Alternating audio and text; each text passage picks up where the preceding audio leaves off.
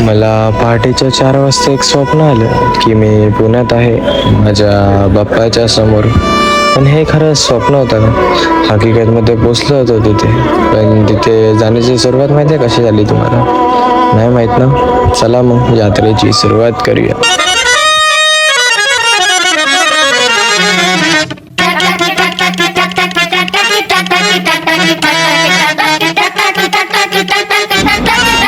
तर पुढच्या 5 तासात देवाचं दर्शन होईल का? हा, आता आम्ही निघतोय ठाणा स्टेशनवरून पुण्या साईडला. आणि आम्ही खिशात फक्त 100 रुपये घेतले बाई. 100 रुपये? तुम्ही विचार करताय 100 रुपयात काय होतं बाई? ट्रेनचं तिकीट सुद्धा नाही निघणार आहे त्यात. मग समजून जा बाई.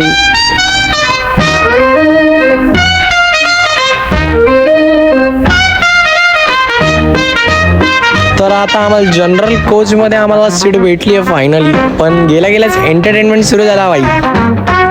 हे तर होतच राहील, पण काही लोक बाई पाय पसरून झोपले होते आणि आम्ही लोक एका सीटवर 4 लोक अडचणीत बसलो होतो. पण क्या करेंगे भाई, जनरल कोच का यही तो मजा है. तो अभी हम सब बैठे थे, पता है आपको, और हमको लगी चाय की तलब. तो इन भाई ने तो हमारे साथ लगा दिए झोल. बोल रहे हैं 10 की चाय आती है भैया, पर हम तो बोले हमको तो पता है ना रूल. आती है चाय ओनली 5 रुपया और रेल की बॉटल ओनली 15 रुपया. तो आप भी ध्यान रखना और दूसरों को भी बताना इस वीडियो को शेयर करके, समझे लाला. पण मस्तीचा पार्ट वेगळा. आता खरं सांगू तर भाई ट्रेनचा प्रवास खूप अवघड असतो भाई. हा, 5 तास 6 तास एका जागेवर बसणं खूप कठीण आहे भाई.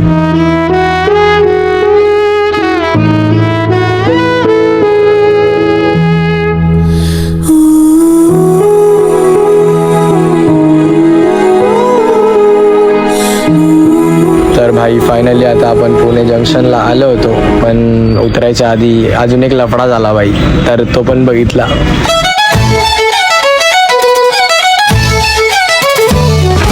Welcome to Pune guys.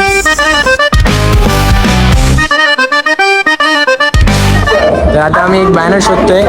मागच्या वर्षी आलतो तेव्हा त्याच बॅनरचा इथं फोटो काढला होता, म्हणून पुन्हा एकदा त्याच बॅनरचा इथं फोटो काढायचा आहे नाही होणार बाई. जेजुरी पहिला दगडूशेठ. बॅनर काय भेटत नाही, तो आता दुसरा बॅनर लास्टला आहे.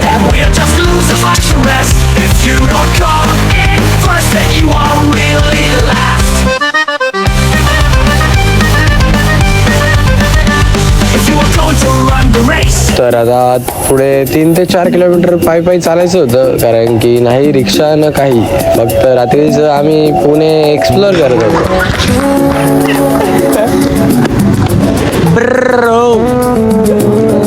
नाही ब्रो, मी घाबरत, मला माहिती आहे.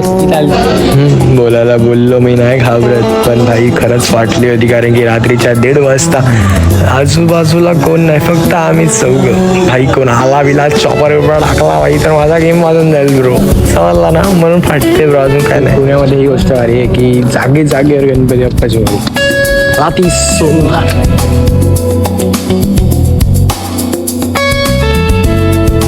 बोल ना भाई. सॅमसंग पुणे एक्सप्लोर करतो रात्रीच्या टायमाला. पाठून 4 विषय खोलला इथं पूर्ण सॅमसंग आमची गणपती बेकार वाटते, बेकार. इथं तुम्हाला आता तुम्ही स्वतःहून येऊन बघा रात्रीचं काय सॅमसंग एरिया. आपल्या मुंबईसारखं नाही की भाई चालतात 4 माणसं, आम्ही 4च जण कोणच नाही आजूबाजू. मागे पुढे बोललंच नाही. पहाटेचे 4 वाजले. 4 पहाटेचे रात्रीची एकच आहे. चला आम्ही जवळ समोरच म्हणजे मी आलेलो आहे आपण फायनली श्री दगडूशेठ गणपतीकडे. हा भाई फायनली झालं माझं सकाळचं 4चं स्वप्न पूर्ण. पण याच्यात एक प्रॉब्लेम होता की मंदिर अजून बंद होतं. सकाळी 6ला उघडणार होते मंदिर.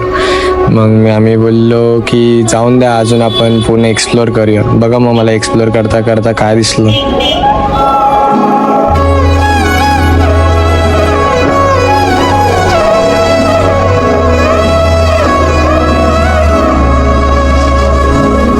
Pune is a best bro. खरंच पुणे बेस्ट आहे आपली संस्कृती जपण्यासाठी. पण भाई खरंच 12 तासात पुणे एक्सप्लोर नाही करू शकत भाई. काय आहे भाई, पुणे इतकं सुंदर आहे ना, काय सांगू भाई. आम्ही तरी घाईमध्ये आलो आता, पण पुढच्या वेळेस नक्कीच टाइम काढून भाई पुणे एक्सप्लोर करणार रे. किती सुंदर आहे यार पुणे खरंच. हा, आता सकाळचे 6 वाजले होते. देवाचे कपाट सुद्धा उघडले होते त्यांच्या भक्तांसाठी. तर गर्दी होऊ लागली, तर आम्ही पण म्हटलो चला आतमध्ये जाऊया आणि दर्शन करूया. तर आतमध्ये गेल्या, दर्शन केल्यास कॉर्नरला बसून घेतला. नाही करता अर्धा ते 1 तास तिथेच बसलो होतो, फक्त देवा तुझ्याकडे पाहण्यासाठी, बघण्यासाठी. आणि तुला असं वाटत असेल मी पण असेल या गर्दीतला, त्या गर्दीमध्ये फक्त तुझ्याकडे काही ना काही लोक मागायला येणार आहे त्याच्यातला. पण नाही रे देवा, आता मी याच्यातला वेगळा निघून आलेलो आहे. आता मी तसं नाही राहिलेलो आहे. मला काही नको आता, मला मागण्यासारखं काहीच नाही राहिलं आता.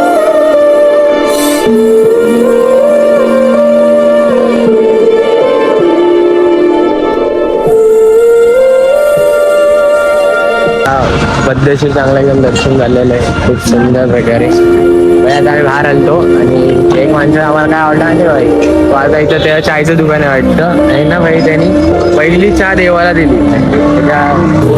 पहिली देवाला.